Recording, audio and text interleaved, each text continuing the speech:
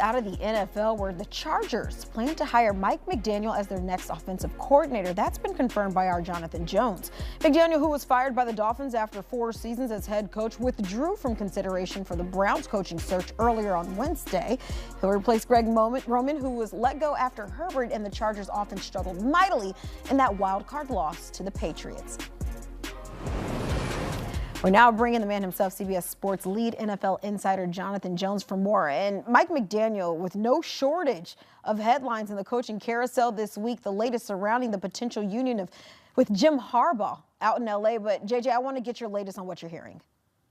Yeah, very unique pairing there between those two, right? Two eccentrics, if you will. Mike McDaniel getting with Jim Harbaugh to help out with Justin Herbert. And obviously, Justin Herbert's had a handful of offensive coordinators in his young career, Shane Steichen and Joe Lombardi and Greg Roman. And now he gets Mike McDaniel, someone who is going to bring in so much more pre-snap motion, someone who is going to institute so much more creative run schemes, right, for an offensive line that it's going to be interesting to see how they match the personnel with what Mike McDaniel is hoping to do there at offensive coordinator. It'll be interesting to see if they can get a little more speed on the offensive side of the ball, because of course we know that that's what made that Miami Dolphins offense so successful under Mike McDaniel. But McDaniel making the sort of interesting move, pulling himself out of consideration for the Cleveland Browns head coaching job, and making a very quick determination that he wanted to be in Los Angeles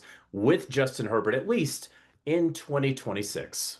Okay, well, JJ, there still are, as we stand right now, there's 6 vacancies still out there. But what was the idea maybe behind opting for an OC position rather than maybe following up with his tenure in Miami with another head coaching opportunity? Because if we're being honest, one of the hottest offensive minds in the NFL, and he was a hot candidate on the head coaching trail.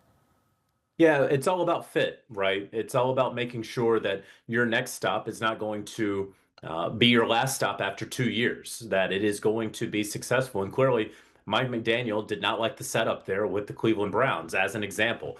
I don't would imagine that he didn't like either the quarterback situation, either the front office situation, perhaps the Cleveland Browns' path to the playoffs in the AFC North, whatever it was. He decided that he would rather be, at best, second in command than being number one. And people always talk about, these jobs, it's just 1 of 32.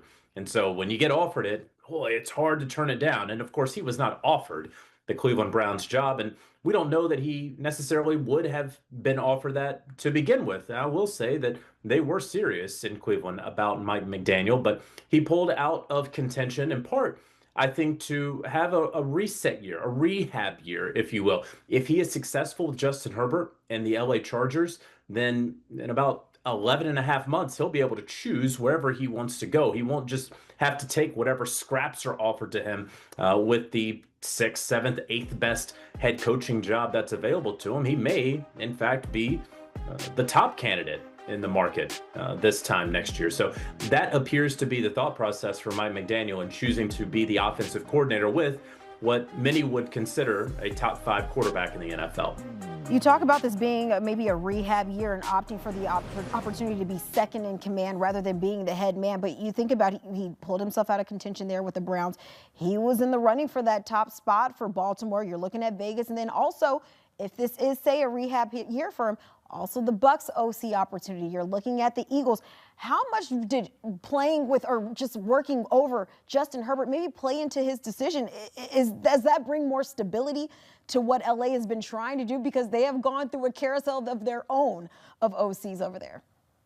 Yeah, it's definitely sort of a bird in the hand, two in the bush here, right? He knew that this opportunity with the LA Chargers was right there in front of him. Yes, there were the Tampa Bay Buccaneers, but you don't know about Todd Bowles' job security beyond this upcoming year. Yes, there was the Philadelphia Eagles. A, he doesn't know if he's going to get that job, and it may take a little bit longer. B, there's always something with the Philadelphia Eagles, right? And you're going to have Nick Sirianni there, who is an offensive-minded head coach.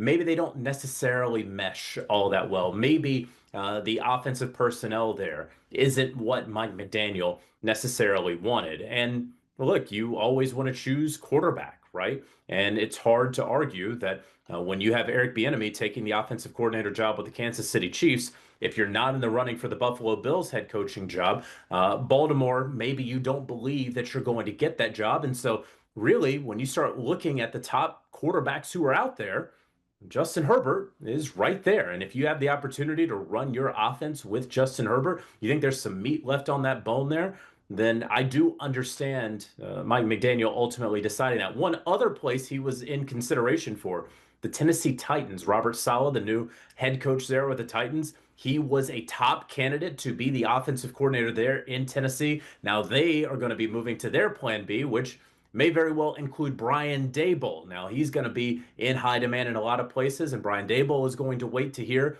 if his number is called for the Buffalo Bills at head coach. But that may now be the new next top target there in Tennessee at OC now that Mike McDaniel has pulled out. Mike McDaniel got to tinker, what you talked about earlier, tinkering with that speed that he had out there in Miami when he was with Tyreek Hill, and now he gets to play a little bit more now, taking his talents from South Beach to now Southern California with the Chargers. Jonathan Jones bringing the latest. We appreciate you as always. Thank you so much, JJ. Well, McDaniel back to the coordinator role. After 4 seasons as the head man in Miami, he compiled a record of 35-33 in the regular season, but 0-2 in the playoffs. The offense did flourish with a healthy Tua Tagovailoa averaging over 26 points per game over his first 2 seasons. McDaniel will hope to breathe some new life into Justin Herbert and the Chargers offense this time around. In the regular season, you had a double-digit lead on Kyle in Week 15. You still carried a 6-game lead into the postseason. That was cut to 1 before last week, and now you are 3 down to Kyle Long. And look at playoff P. Yeah, well, playoff P, Paul George gave himself that nickname. You know what? He's terrible in the playoffs. You're worse. You know what? You're 1-11. You became the pumpkin that you accuse other people of being. This is a true story. When I was in college, I actually did a presentation in a class for the Heimlich maneuver, and lo and behold, I need it myself. Some 50 years later, it's unbelievable. I'm a choking dog. I mean, this is the worst. It's the worst playoff performance any human being has ever had. You can't write this bad. It's terrible. You were talking all season about how Sam Darnold, come postseason, is going to turn into a pumpkin. He's still playing, and you're the one that turned into a pumpkin. I'm a choker. I got that glaze on my face. I mean, what am I doing? It's unreal. But in fairness to me,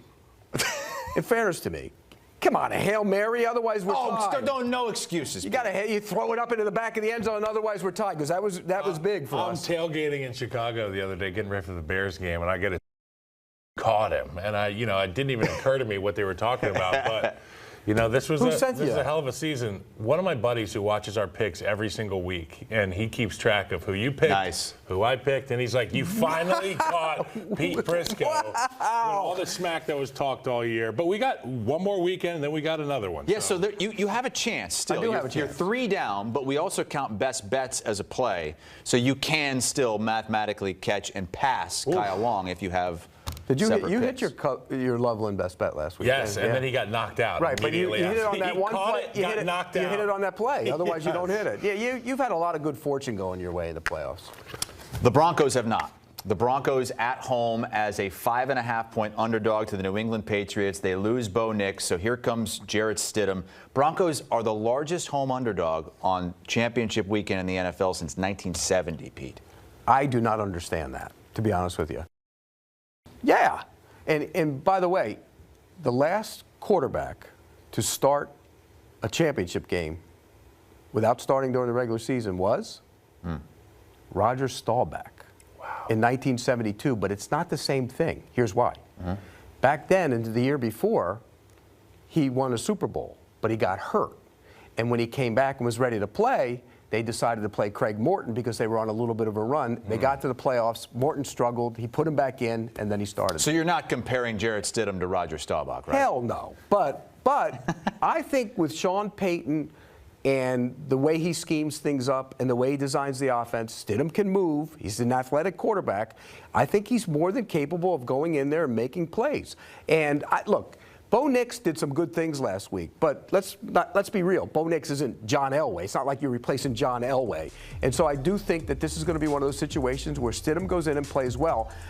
defensively, they're still one of the best defenses in the league. Let's not discount that. I mean, we're just throwing that away. They're at home. They got one of the best defenses in the league, and they have Sean Payton calling plays, and one of the better offensive lines in the league. So when you combine all that together, I don't understand this line at all. Yeah, it feels like the ultimate spot for a team to win with a guy that you can win with and not because of, right? And that's the position Stidham's in. And I'm not going to let you sit here and trash talk my guy Bo Nix, okay? I didn't trash talk him. Man of many universities. He's not John Elway. Finished as an Oregon Duck. I got to stand my ground on this. I picked them to go to the Super Bowl before he got hurt. This football team, to your point, they dominate both lines of scrimmage. They have winners on the outside of the defensive front and on the inside of the defensive front. The matchup does not bode well for my guy Will Campbell over there at left tackle, who's been playing injured. He came back from injury early as a rookie to play. And in these playoffs, he's been in deep water. And as you know, different depths, different sharks. And when you get into the playoffs, there are no breaks. So Will Campbell, I tip my cap to him playing hurt, but that matchup's not going to be very good. I really like the Denver Broncos here to cover this number. 5.5's a lot. Home team with those great dominant lines of scrimmage, keep them in it. The only difference is you said Stidham